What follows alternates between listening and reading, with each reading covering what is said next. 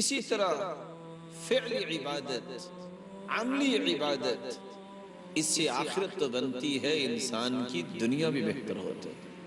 انسان یہ سمجھتا ہے کہ وضو کرنے سے صرف نماز قبول ہوتی ہے اور اس کا آخرت میں اجر ملے گا، اور آخرت کو اس کا چہرہ اور ہاتھ پاؤں چمک رہے ہوں گے، اس کا دنیا میں بھی فائدہ ہے۔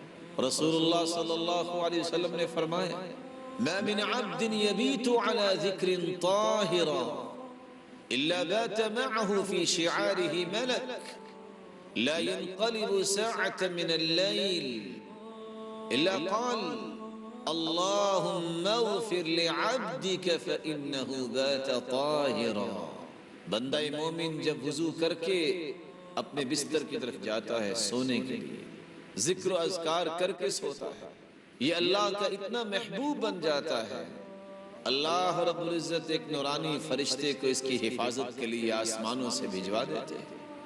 آج نہ جانے کتنا مشاہرہ دینے کے باوجود بھی گن مین جو رکھا جاتا ہے، بس اوقات کوئی چور آئے نہ آئے گن مین ہی گھر کا صفایا کر دیتا ہے، اور انسان جتنا بھی اچھا گن مین رکھ لے کوئی اپنے بیڈ روم میں نہیں لے کے جاتا، لیکن باوضو ہو کے جب انسان سوتا ہے، ذکر و اذکار کر کے سوتا ہے، اللہ کا نورانی فرشتہ اس کے بستر میں رات گزارتا ہے۔ لا ينقلب ساعة من اللیل، یہ تو کروٹیں بدل رہا ہے، لیکن فرشتہ ساری رات اس کے لیے دعاؤں میں مگن رہتا ہے، اللہم اغفر لعبدک فإنہ بات طاہرا، اے اللہ تیرا یہ بندہ باوضو ہو کے سویا ہے، اس کے گناہوں کو بھی معاف فرما دے۔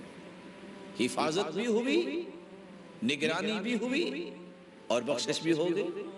امام ذہبی رحمت اللہ علیہ نقل کرتے ہیں، عبود نامی مشہور زمانہ ایک ڈکیت اپنی گینگ کو لے کے 7 رات ایک چھت پہ بیٹھا رہا، لیکن کیا دیکھتا ہے کہ گھر کے اندر سفید پوش کچھ لوگ قرآن کھول کے بیٹھے ہیں۔ تنگ آ کے اس سے پوچھتا ہے گھر والے سے اتقیم حلقۃ القرآن فی کل لیلہ، ہر روز ہی اپنے گھر میں قرآن مجید کا حلقہ لگاتے ہو، درس قرآن کرواتے ہو؟ قال لا، ایسا تو نہیں ہوا۔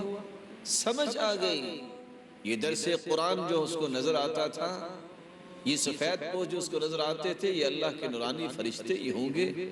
اپنی چوریوں سے توبہ طائب ہو۔ فعلی عبادت سے جہاں انسان کی آخرت سنورتی ہے، زندگی بھی سنورتی ہے۔ سبسکرائب کیجئے ہمارے چینل اور دبائیے بیل کا آئیکن تاکہ آپ کو ریگولر نوٹیفیکیشن اپڈیٹس مل سکے۔